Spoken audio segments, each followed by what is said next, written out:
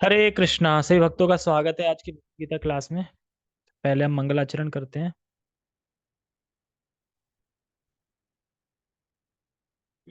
ओम अज्ञानतिमिरान्धस्य ज्ञानञ्जनशलाकया चक्षुरुन्मीलितं येन तस्मै श्रीगुरुवे नमः।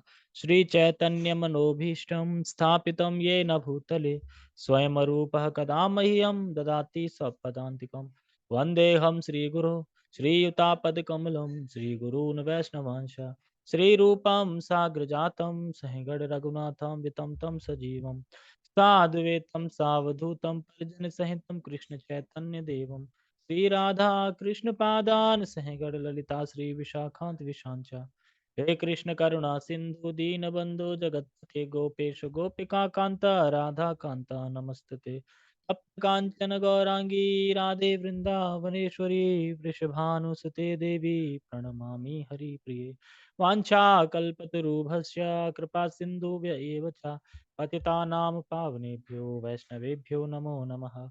जय श्री कृष्ण चैतन्य प्रभु नित्यानंद श्री अद्वैत गदाधर श्रीवासादि गौर भक्तवृंद। हरे कृष्ण कृष्ण कृष्ण हरे हरे हरे राम राम राम हरे हरे।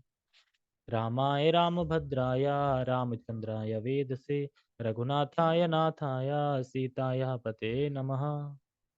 नमो विष्णुपादाय कृष्णपृष्ठाय भूतले श्रीमते भक्तिवेदांता स्वामिनि इति नामिने। नमस्ते सारस्वते देवे गौरवाणी प्रचारिणे निर्विशेषा शून्यवादी पश्चात देशतारिणे। हरे कृष्णा। ठीक है, तो सभी का बहुत बहुत स्वागत है आज की भगवद गीता क्लास में।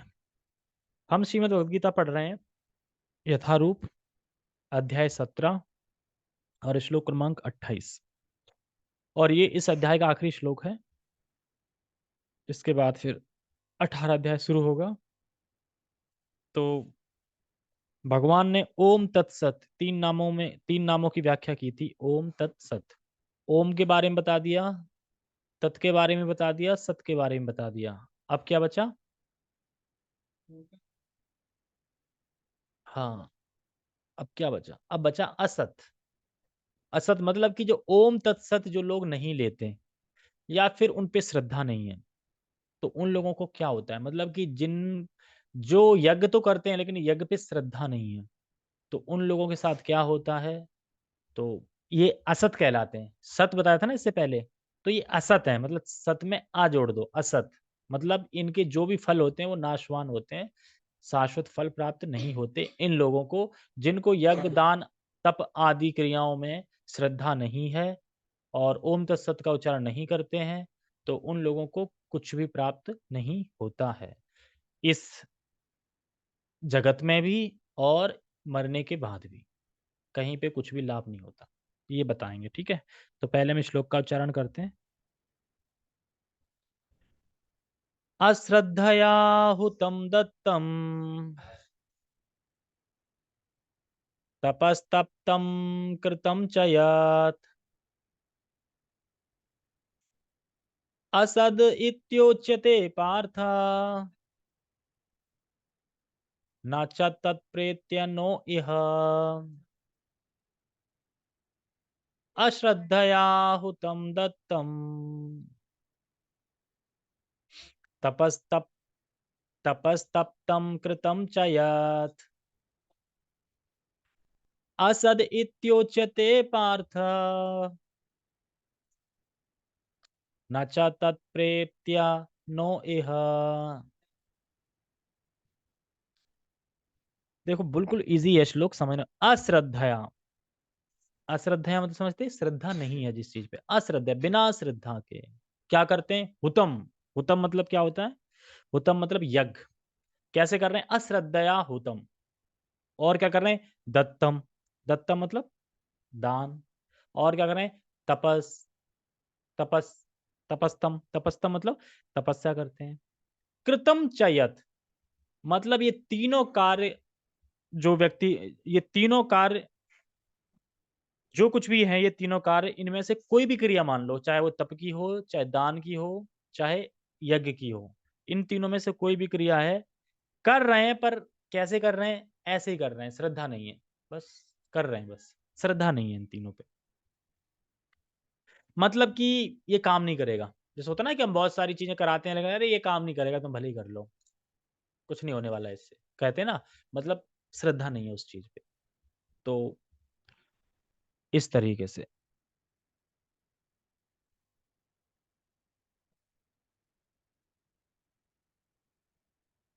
लास्ट लाइन ना चा उसके बाद क्या है? ना चा तत्प्रेत्य नो इह। 1 मिनट देख लेते हैं प्रभुपाद जी क्या लिख रहे हैं। लास्ट लाइन को बोल रहे हैं चा ना ना तत् प्रेत्य। प्रेत्य मतलब प्रेत, भूत प्रेत नहीं होते वो, प्रेत यानी मरकर। ना इहा, इहा मतलब इस जीवन में, तो वही बोल रहे हैं। ना चा तत् प्रेत्य नो इहा। ठीक है, तो मैं कहाँ पे था? अश्रद्धया हुतम दत्तम तपस्तप्तम कृतम चयत।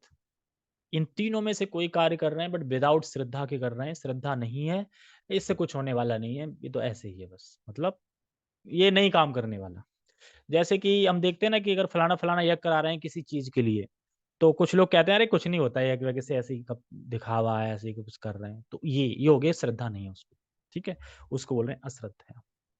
असद इत्युच्यते पार्थ, कह रहे हैं हे पार्थ, उन कार्यों को असत कहते हैं। क्या कह रहे हैं? असद इत्यु असद इत्युच्यते पार्थ, हे पार्थ उन कार्यों को असत कहते हैं जो बिना श्रद्धा के यज्ञ दान तप किए जाते हैं, उन कार्यों को असत कहते हैं। पहले में क्या था? सत। सत मतलब शाश्वत, इटर्नल। ठीक है, लेकिन अब क्या करें? असत मतलब कि कोई फल मिलने वाला नहीं है, असत कहते हैं उनको। ना च तत्प्रेत्या नो इहा। जैसे प्रेत होते हैं ना, मरने के बाद प्रेत बन जाते हैं, तो वही यहाँ पे बता रहे हैं ना तो मरने के बाद लाभ होता है और ना इस जगत में, ना इहा, ना ना इहा बोल रहे हैं, इहा मतलब यहाँ। ना तो इस जगत में उनको लाभ होता है, ना मरने के बाद लाभ होता है। किन लोगों को? जो अश्रद्धया हुतम दत्तम तपस्तप्तम कृतम चयत। तो जो इस प्रकार के तीनों कार्य करते हैं, तीनों तपस्याएं करते हैं, तीनों तपस्या नहीं, तपस्या दान यज्ञ करते हैं, लेकिन अश्रद्धा से करते हैं, तो उनको असत प्राप्त होता है। असत मतलब कि कोई फल प्राप्त नहीं होता है, ना तो इस जगत में और ना मरने के बाद। ना तो यहाँ रह रहे हैं, यहाँ भी कोई फल प्राप्त नहीं हो रहा है, और ना मरने, क्योंकि असत है ना, असत मतलब कि आज है कल नहीं, तो कहाँ से क्या प्राप्त हुआ। तो ये श्लोक है। ठीक है, तो श्लोक समझ आया? कोई यज्ञ दान तपस्या कर रहा है, उसकी श्रद्धा नहीं है। यज्ञ दान तपस्या तो कर रहे हैं पर श्रद्धा नहीं है कि इससे कुछ होगा, इससे कुछ होने वाला नहीं है, बस कर रहे हैं ऐसे, या तो किसी से प्रेशर में आके कर रहे हैं, या किसी के दबाव में आके कर रहे हैं, या इस तरीके से कर रहे हैं, तो उसको अब कोई फल प्राप्त नहीं होगा। ना इस जगत में प्राप्त होगा, इस जगत में प्राप्त होगा, और ना मरने के बाद। इस जगत में मतलब इस जगत में कुछ प्राप्त नहीं हो रहा है, मरने के बाद मतलब स्वर्ग इत्यादि, मरने के बाद भी स्वर्ग वर्ग कुछ नहीं मिल रहा, कोई लाभ नहीं हो रहा उसको। लेकिन यही चीज अगर भगवान के नाम पे अगर लागू की जाए, तो कहते हैं ना श्रद्धा से भगवान का नाम लो चाहे अश्रद्धा से नाम लो, भगवान का नाम तो प्रभाव दिखाएगा ही दिखाएगा। जैसे कि अजामिल क्या श्रद्धा से ले रहा था नारायण नारायण? नहीं ले रहा था ना, उसे पता भी नहीं था कि मैं नाम ले रहा हूँ क्या नहीं ले रहा हूँ। या कोई खिलवाड़ में लेता है, या कोई हंसी मजाक में लेता लेता है, या कोई किसी को चिढ़ाने लेता है, आ गए हरे कृष्ण वाले, चिढ़ाने लेता है, लेकिन नाम अपना कार्य करेगा ही करेगा। तो अब समझ रहे हैं हम, जो कि यज्ञ दान तपस्या जो क्रियाएं हैं, इनमें अगर अश्रद्धा है तो कोई फल नहीं मिलेगा, लेकिन नाम के ऊपर लागू नहीं होता ये। नाम पे श्रद्धा हो या ना हो, नाम अपना प्रभाव दिखाएगा ही दिखाएगा, शुद्ध करेगा ही करेगा। तो क्या लेना चाहिए फिर? नाम लेना चाहिए। क्या नाम है? बस हरे कृष्णा कृष्णा कृष्णा हरे हरे, हरे राम राम राम हरे। अब भले ही ये तुमने आलसपूर्ण से लिया है, भले ही आलसपूर्ण से लिया है या श्रद्धा नहीं है, लेकिन ये नाम तब भी करेगा। लेकिन बाकी जो क्रियाएं जो उसमें बताए जा रहे हैं, उसमें लाभ नहीं मिलेगा। अगर अश्रद्धा है तो वो असत होंगी, असत कहलाएंगी। तो ये यहाँ पे हमें समझना चाहिए कि नाम लेना कितना जरूरी है, मतलब कि कैसे भी लिया जाए तब भी वो लाभ दिखाएगा दिखाएगा। तो भगवान का नाम कितना, मतलब कि कितना गुण है, भगवान के नाम का कितना गुण है कि और कोई श्रद्धा से करे तो फिर कहना है किया। अब मान लो अश्रद्धा से कर रहा है तो कितना लाभ मिल रहा है, जैसे रामिल का। लेकिन अगर कोई श्रद्धा से कर रहा है तो सोचो उसे कितना फायदा मिलेगा। समझे? जैसे कि वो कहते हैं ना, क्या बोलते हैं उसको? वो एक वर्ड मुझे याद नहीं आ रहा, मैं बिल्कुल भूल गया। जैसे हाथी, जब इंसान मतलब हाथी डूब गया तो इंसान तो डूब ही जाएगा, उसको क्या बोलते हैं? हाँ, कैमुत न्याय। कैमुत न्याय का मतलब यही होता है कि जब अश्रद्धा से नाम ले रहे हैं तो उद्धार हो रहा है, तो श्रद्धा से लेंगे तो कितना उद्धार होगा। इसे कैमुत न्याय बोलते हैं। मतलब कि जब ये हो रहा है तो फिर ये करेंगे, तो इसका कहना ही क्या है, एक तरीके से कहना ही क्या। तो कहने का अर्थ ये है कि सामान्यता इस जगत में लोग यज्ञ दान तप कर रहे हैं, पर बिना श्रद्धा के तो कोई फल नहीं देता, कोई फल नहीं मिलता। लेकिन हमें तो लगता है कि फल मिल रहे हैं, लेकिन वो फल क्षणिक होते हैं, इसलिए काउंट नहीं किए जाते। हमें लग रहा है कि फल मिलते हैं, लेकिन एक्चुअली वो फंसाने के लिए ही होते हैं। मान लो कि आपको कोई इंसान है, अब उसको आईफोन मिल जाए, मिल रहा है किसी को आईफोन मिल जाए, अब वो रील बनाना स्टार्ट कर देगा, वो ज्यादा है ना, फोटो कैमरा, यानी और इस जगत में बंधेगा वो। तो फल कैसा मिल रहा है? शाश्वत भी नहीं है, खराब हो जाएगा एक टाइम पे चल के, और दूसरा वो तुम्हें और बाँधने वाला है। लेकिन अगर कोई भगवान पे श्रद्धा करके भगवान के लिए कर रहा है, तो कोई चीज़ मिलेगी, वो शाश्वत भी होती है, क्योंकि मरने के बाद भी रहेगी वो, और लाभ भी देती है करते समय। तो ये हमें चीज़ समझनी चाहिए, ठीक है? पर अगर कोई बोले अच्छा, लेकिन बिना श्रद्धा के कोई कार्य क्यों करेगा?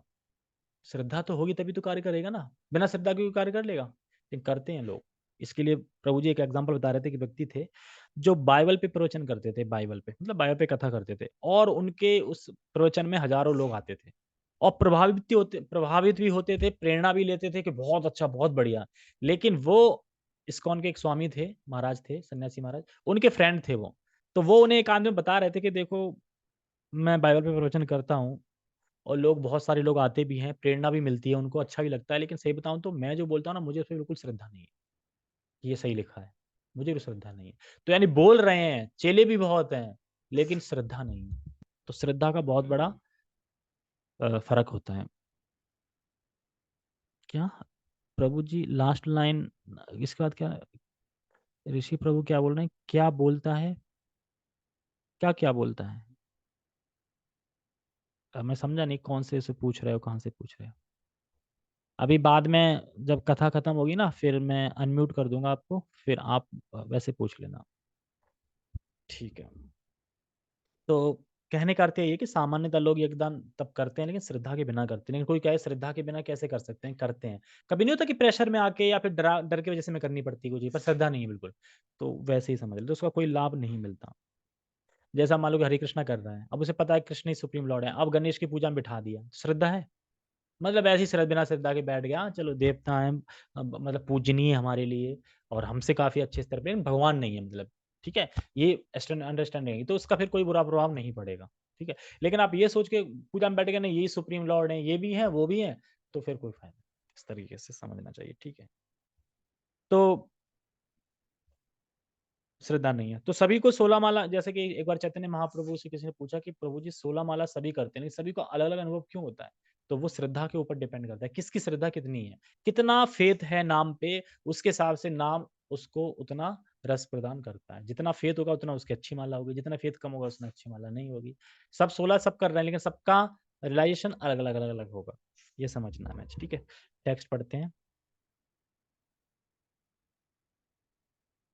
हे पार्थ, श्रद्धा के बिना यज्ञ, दान या तप के रूप में जो भी किया जाता है वह नश्वर है, यानी नाशवान है, यानी असत है। वह असत कहलाता है, और इस जन्म तथा अगले जन्म दोनों में ही व्यर्थ जाता है। यानी इस जन्म में भी कुछ मिलने वाला नहीं है, अगले जन्म में भी कुछ मिलने वाला नहीं है, क्योंकि अश्रद्धा से कर रहा है। तो कल हमने सत के बारे में सुना था, आज असत क्या है? तो देखो, जो भगवान की भक्ति के बिना होता है, उसे असत कहते हैं। यानी जो भी कार्य तुम भगवान की भक्ति के बिना कर रहे हो, भगवान उसमें इंक्लूड नहीं है, भगवान को हटा दिया है, वह असत कहलाता है। जैसे कि एक से एक फिलोसोफर फिलोसोफर नहीं, एक से एक मोटिवेशन स्पीकर हैं, जो बात तो बहुत गहरी-गहरी बोलते हैं, लोग हाँ, हाँ, ताली भी बजाते हैं, सब कुछ करते हैं, लेकिन उसमें भगवान नहीं होते। तो वो सब क्या है? जो भी सब हो रहा है, वो क्या है? असत। भगवान नहीं है ना उसमें। भगवान की बात ही नहीं होती, भगवान की चर्चा ही नहीं कर रहे हैं। जब भगवान की चर्चा नहीं कर रहे हैं, ये नहीं बता रहे हैं कि हमें भगवान की शरणागत होना है, और ताकि हमारा ये जीवन सार्थक हो जाए, ये तो सब कुछ बता ही नहीं रहे हैं, तो फिर वह असत वार्ता है सारी। तो इसलिए जितने भी स्पीकर हैं बड़े, अगर भगवान के बारे में नहीं बता रहे हैं, तो वह असत है। तो हर कार्य यज्ञ दान तप करें वह भगवान से युक्त होना चाहिए। मतलब अगर कोई यज्ञ कर रहा है, कोई दान कर रहा है, कोई तप कर रहा है, तो वह युक्त होना चाहिए, भगवान के संबंध में होना चाहिए, भगवान से युक्त होना चाहिए, मतलब सेंटर भगवान होने चाहिए, तो वह सत कहलाएगा, नहीं तो वह असत कहलाएगा। अगर ऐसा नहीं है तो वह असत कहलाता है। श्रद्धा के बिना भगवान में श्रद्धा नहीं है।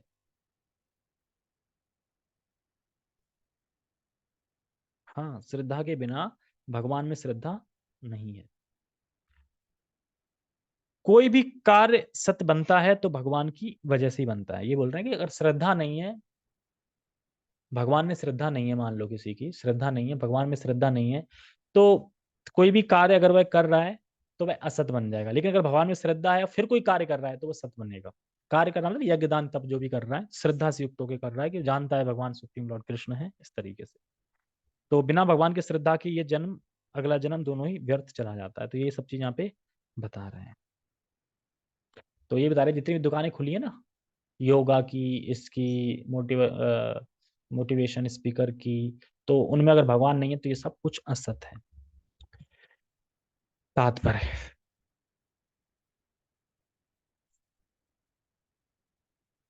कहाँ गया तात्पर्य? हाँ ठीक है।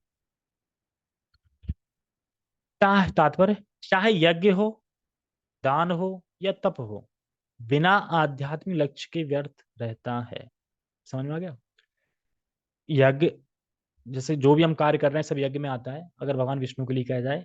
और दान हो, मतलब भगवान के लिए दान दे रहे हैं। और तप हो, भगवान के लिए तपस्या कर रहे हैं, भगवान को प्राप्त करने के लिए। तो अगर ये तीनों चीजें बिना आध्यात्मिक लक्ष्य है, मतलब कोई आध्यात्मिक लक्ष्य नहीं है, बस ऐसे ही कर रहे हैं, खाए पिए सोए रहे बस, तो ये सब कुछ व्यर्थ जाता है। क्यों व्यर्थ जाता है? मरने के बाद क्या बचा? सब कुछ यही व्यर्थ नहीं चला गया ना? अरे यार सब व्यर्थ हो गया। और जीते जी भी लोग बोलते हैं अरे सब कुछ नुकसान हो गया, सब व्यर्थ हो गया, सब खत्म, बोलते हैं ना। एक बार प्रभुपाद जी जब जू में मंदिर के लिए, जो मिस्टर नायर था, तो वो खेल खेल रहा था भक्तों के साथ कि मतलब कि किसी और को भी बेच रखा था, उसने उधर से भी पैसे ले रखे थे, इधर भक्तों को भी बेवकूफ बना रहा था।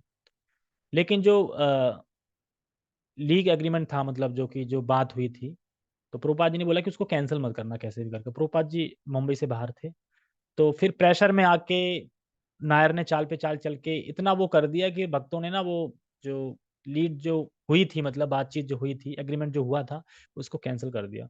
और जब ये बात प्रभुपाद जी को बताते हैं फोन की, प्रभुपाद जी वो तो लीड कैंसिल हो गई, तो प्रभुपाद जी कहते तो इसका मतलब सब खत्म हो गया। खत्म हो गया का मतलब ये है कि सपना था कि रास बिहारी है, कौन है वहां पे मुंबई में? राधा रास बिहारी है ना?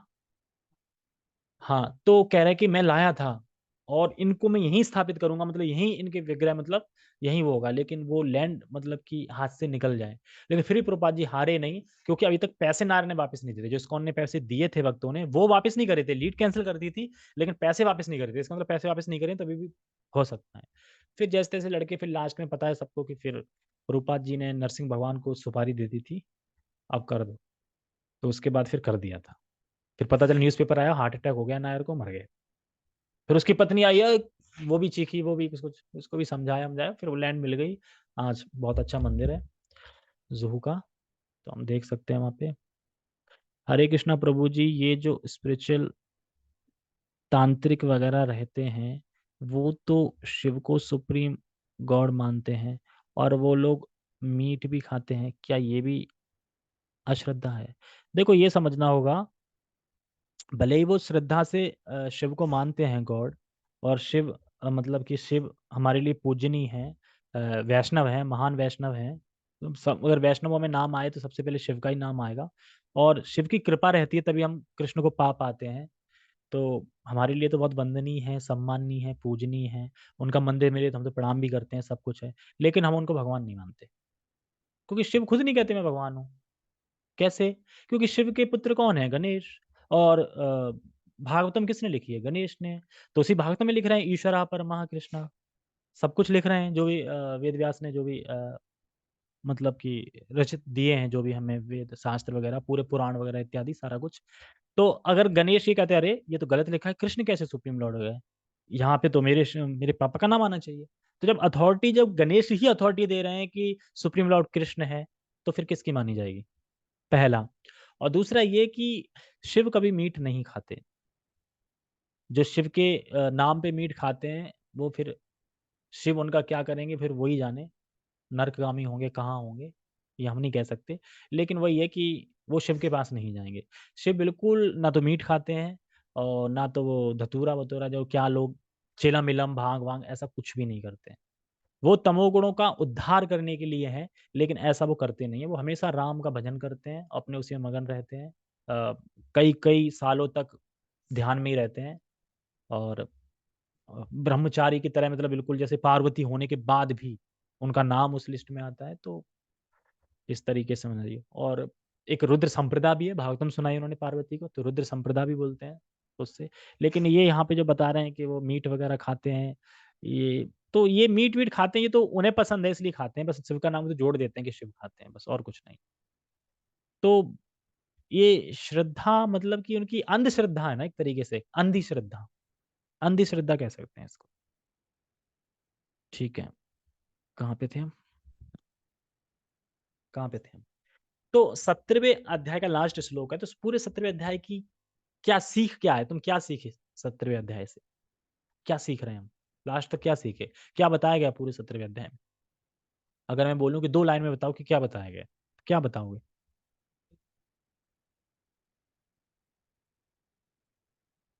हाँ, लेकिन लास्ट के सेक्शन में बता रहे हैं सतोगुण से भी निर्गुण करनी चाहिए। ओम तत्सत बोल के जो भगवान को इंगित करता है। लेकिन पूरे अगर हम अध्याय को देखा जाए, तो हम इसमें ये समझ सकते हैं, इसमें बता रहे हैं, मेरा जो रजोगुण, तमोगुण, सतोगुण का जो स्वभाव है, स्वभाव हर किसी का 3 प्रकृति 3 गुणों के हिसाब से होता है, किसी का रजोगुण, किसी का सतोगुण, किसी का तमोगुण। भले ही है, लेकिन मुझे कार्य करना है शास्त्र के अनुसार। शास्त्र में लिखा है नाम जप करो, तो नाम जप करूँगा। शास्त्र में लिखा है ऐसे खाओ, तो ऐसे खाऊँगा। शास्त्र में लिखा है वो मत खाओ, तो वो नहीं खाऊँगा। शास्त्र में लिखा है ऐसे सो, तो ऐसे सोऊँगा। जो शास्त्र में लिखा है मैं उसका पालन, ये हम अगर सीखना चाहें तो इस अध्याय से शास्त्र के अनुसार हरे कृष्ण महामंत्र, भगवान का नाम, खाना-पीना, सोना, उठना-बैठना, बोलना-चालना सब कुछ शास्त्र के अनुसार। ठीक है? ओके, आगे पढ़ते हैं। मैं कहाँ पे? व्यर्थ रहता है, हाँ। तो व्यर्थ रहता है यानी उसका उद्देश्य भगवान प्राप्ति नहीं रहती, जो कि आध्यात्मिक लक्ष्य नहीं मान रहा है, इन तीनों कार्यों को करने, यज्ञ, दान, तपस्या, ठीक है? अतएव इस श्लोक में यह घोषित किया गया है कि ऐसे कार्य कुत्सित हैं। कुत्सित है मतलब कि खराब हैं, घटिया हैं, बेकार हैं। ये कार्य कृष्ण भावनामृत में रहकर ब्रह्म के लिए किया जाना चाहिए। ब्रह्म कौन है यहाँ पे? कृष्णा मतलब भगवान को इंगित किया जा रहा है यहाँ पे ब्रह्म, ठीक है? तो ब्रह्म के लिए किए जाने चाहिए। ब्रह्म मतलब भगवान। कहाँ पे थे? हाँ, तो ब्रह्म के लिए किए जाने चाहिए सारे काम, मतलब यज्ञ, दान, तपस्या जो कर रहे हैं, तीनों चीज़ चल रही हैं शुरू से वहीं से। यज्ञ, दान, तपस्या जो करने चाहिए, वो ब्रह्म के लिए करने चाहिए। लेकिन हम इस जगत में क्या देखते हैं कि ये तीनों चीज़ें ब्रह्म के लिए नहीं की जाती। कोई करता है कि कृष्ण के लिए कर रहा हो ये तीनों चीज़ें? बहुत कम। जो भी दान, यज्ञ, तपस्या होती है, वह ब्रह्म के लिए नहीं की जाती। कैसे की जाती है? म्यूज़िकली टाइप से कथाएँ करी जाती हैं, भागवतम म्यूज़िक होता है उसमें बहुत घंटों-घंटों म्यूज़िक चलता है और लास्ट में अपना वो अमाउंट कलेक्ट करके निकल लेते हैं। ना तो ये देखते हैं कि मैंने बोला क्या, ना तो ये देखते हैं कि जो बोला उसने दूसरे ने समझा कि नहीं समझा, दूसरे पे कुछ हृदय शुद्ध हुआ कि नहीं हुआ, प्रभाव पड़ा कि नहीं पड़ा, कोई मतलब नहीं है। एकदम बस अपनी साधन की कथा पार करनी है। तो ब्रह्म की कहाँ मतलब ब्रह्म के लिए कहाँ किया जा रहा है? कृष्ण के लिए नहीं किया जा रहा है ना अगर, वो तो अपने लिए किया जा रहा है कि मुझे इतना-इतना मिल जाएगा। तो इस तरीके से नहीं करना चाहिए। तो किसी को मतलब नहीं है कि समझा कि नहीं समझा क्या है। भगवान के बारे में बोला, किसके बारे में बोला, किसको भगवान बता दिया, तुम जो इसको मानते हो वही भगवान है, तो ये ऐसा नहीं होता। संपूर्ण वैदिक साहित्य में भगवान में श्रद्धा की संस्तुति की गई है, यानी जितने भी वैदिक साहित्य हैं सब में यही बताया गया है कि श्रद्धा संतुष्टि की गई है, श्रद्धा होनी चाहिए भगवान में। मतलब भगवान के लिए कार्य करने चाहिए, श्रद्धा होनी चाहिए। ऐसी श्रद्धा तथा समुचित मार्गदर्शन के बिना कोई फल नहीं मिल सकता। तो ऐसी श्रद्धा तथा समुचित मार्गदर्शन, तो मार्गदर्शन बहुत ज़रूरी है, जो गुरु के द्वारा मिलता है हमें या भक्तों के द्वारा मार्गदर्शन मिलता है, तो उससे करना चाहिए, तो मिल सकता है। तो भगवान का तो मार्गदर्शन होना चाहिए, लेकिन अगर कोई कर तो रहा है, लेकिन भगवान को ही हटा दिया, तो क्या होगा फिर? भगवान को खत्म कर देते हैं, तो ऐसा नहीं होना चाहिए। समस्त वैदिक आदेशों के पालन का चरम लक्ष्य क्या है? कृष्ण को जानना। क्या कहते हैं 15.15 में? वेदस्य सर्वैर अहम वेद वेद्यो वेदांत वेद अवेदेव देव चाहम, ऐसे करके श्लोक है। तो कहने का मतलब ये है कि अगर हम वेद पढ़ रहे हैं या कुछ पढ़ रहे हैं, तो वेदों के द्वारा किसको जानना है? कृष्ण को। और मान लो वेद पढ़ लिए, कृष्ण को ही नहीं जान पाए तो वेद पढ़ना व्यर्थ हो गया। तो इसीलिए कह रहे हैं कि समस्त वैदिक आदेशों के पालन का चरम लक्ष्य कृष्ण को जानना है। कृष्ण को जानना मतलब वेदेश्वर अहम वेद वेद्यो वेदांत कृत वेव वेदेव चाहम। और आगे कह रहे हैं कि इस सिद्धांत का पालन किए बिना कोई सफल नहीं हो सकता। जैसे कि दक्ष दक्ष प्रजापति थे, उन्होंने यज्ञ किया था, किस लिए? कि मैं इस शिव को ना नीचा दिखाऊँगा। उस पूरे यज्ञ में शिव को आमंत्रित नहीं किया, जानबूझ के, नीचा दिखाने के लिए, अपना बदला लेने के लिए। क्यों? क्योंकि ब्रह्मा जी ने शादी करवा दी थी ना शिव से। बाद में पता चला शिव तो ऐसा है, धतूरा खाता ये वो छाल पहनता है, वो तो घर भी नहीं है, पेड़ पे ऐसे ही रहता है, पर्वतों पे, ये वो फलाना-ढिमकाना। तो गुस्सा आ गया, क्रोध आ गया, तो सुनार डाली बहुत सारी, तो फिर वो करते हैं। तो याद रखो, शिव जी को आमंत्रित नहीं किया तो ब्रह्मा जी भी नहीं आए, और ब्रह्मा जी नहीं आए तो फिर विष्णु कैसे आ सकते हैं? विष्णु भी नहीं आए, क्योंकि जब शिव का अनादर किया जा रहा है तो विष्णु तो नहीं आ सकते ना, तो विष्णु भी नहीं आए वहाँ पे। तो हमें यही समझना है कि यहाँ पे बता रहे हैं कि पालन किए बिना कोई सफल नहीं हो सकता। तो जैसे दक्ष ने पालन नहीं किया तो वो सफल नहीं हो पाए, उनका यज्ञ खराब हो गया और मार-काट हो गई वहाँ पे, सब हो गया। तो देवताओं के समाज में भी यज्ञ वगैरह होते हैं, ऐसा नहीं कि यहीं के समाज में यज्ञ होते हैं, देवता के समाज में भी यज्ञ होते हैं।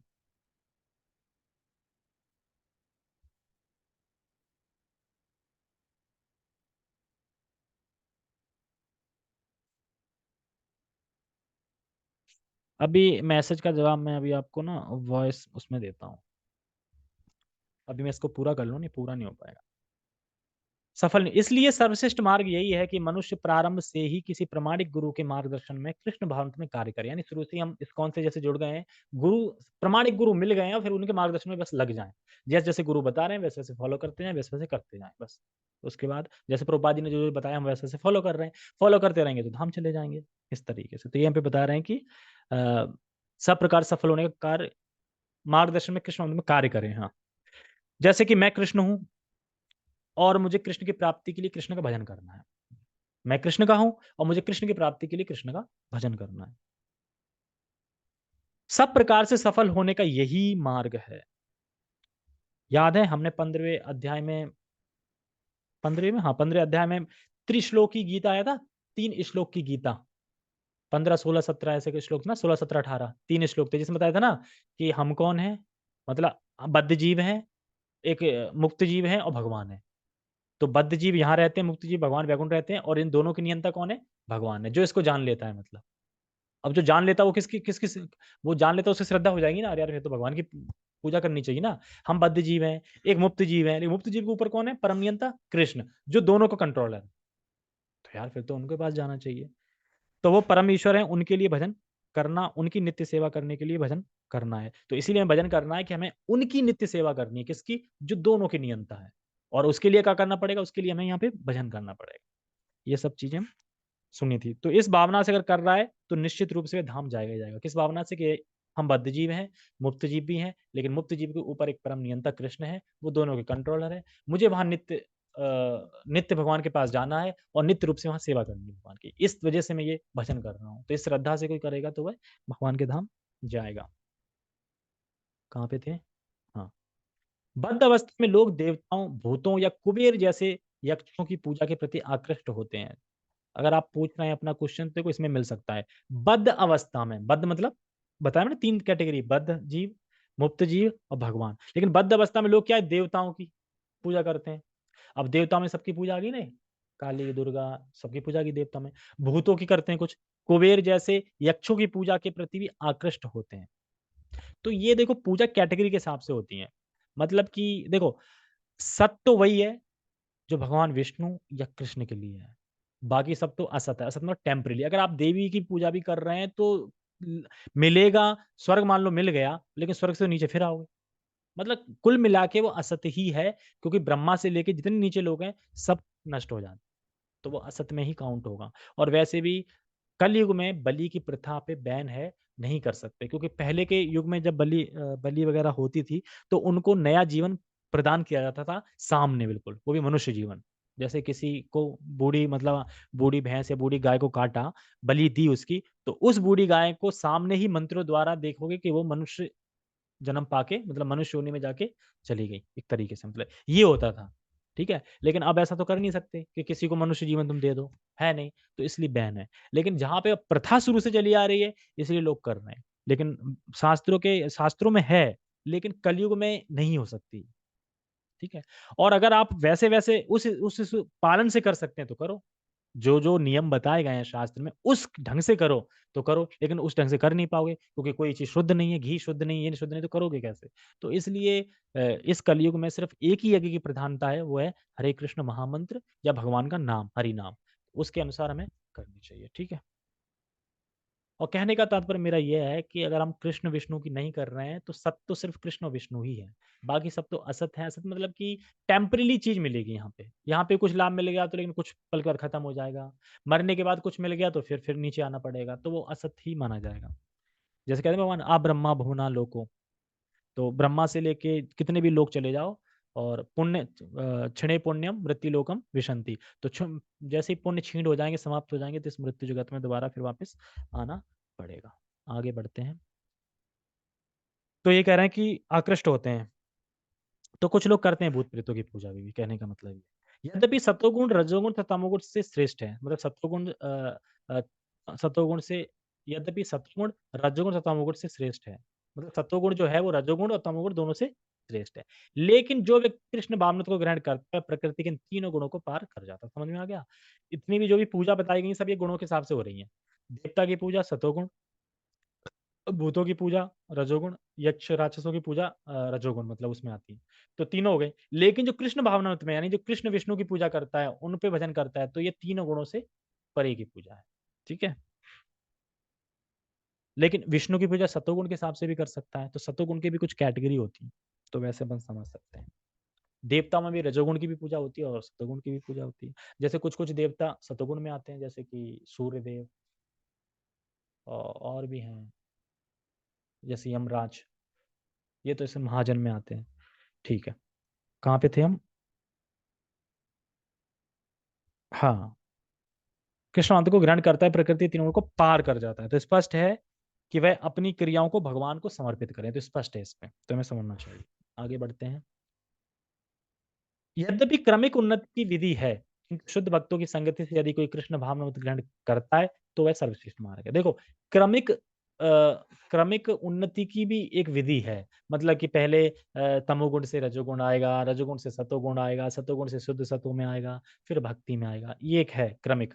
लेकिन अगर कोई घोर तमोगुण में है और उसका संग भक्तों से हो गया और भक्तों के संग के युक्त हो गया और दिव्य श्रद्धा से युक्त होके भक्तों के संग करने लगा, तो धीरे-धीरे वह शुद्ध हो जाएगा और फिर शुद्ध सत्व में सीधा आ जाएगा डायरेक्टली। उसका ये क्रमिक हट जाएगा, अगर किसी भक्तों का संग प्राप्त हो जाता है तो।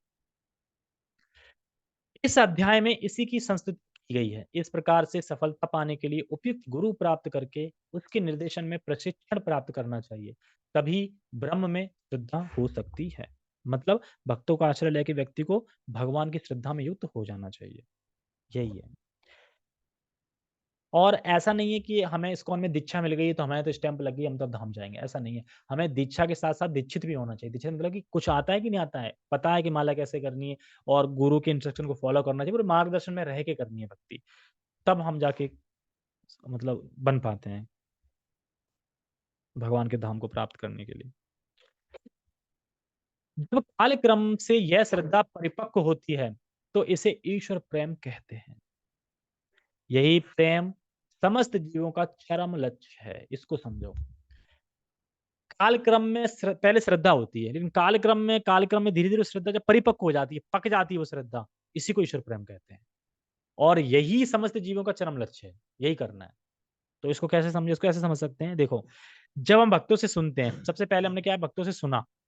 सुनते-सुनते क्या है फिर हमें विश्वास हो जाता है। हाँ, सही कह रहे हैं, ठीक है और विश्वास होता है हमको और फिर थोड़ा-थोड़ा रुचि भी आने लगती है। रुचि आने लगती है, विश्वास होता है, रुचि आने लगती है, रुचि होती है और भगवान की भक्ति में जब हमें रुचि होने लगती है भगवान की भक्ति में तो उसी को श्रद्धा कहते हैं। श्रद्धा कैसे समझ में आई? भक्तों का संग किया, अच्छा लगा, विश्वास हुआ और धीरे-धीरे रुचि हो गई तो इसी रुचि को ही श्रद्धा कहते हैं। और यही श्रद्धा जब गाढ़ हो जाती है मतलब गाढ़ी हो जाती है, इसी को ईश्वर प्रेम कहते हैं। अलग-अलग वस्तु नहीं है, ऐसा नहीं कि श्रद्धा अलग है, ईश्वर प्रेम अलग है। श्रद्धा ही धीरे-धीरे गाढ़ी हो के ईश्वर प्रेम हो जाती है। वो जो जीवन का चरम लक्ष्य है। कैसे? जैसे दूध से खोआ नहीं बनाते हैं? दूध गर्म करते जाओ, गाढ़ा करते जाओ तो नहीं बन जाएगा, मलाई बन जाती है, रबड़ी बन जाती है जैसे ज़्यादा कर लो।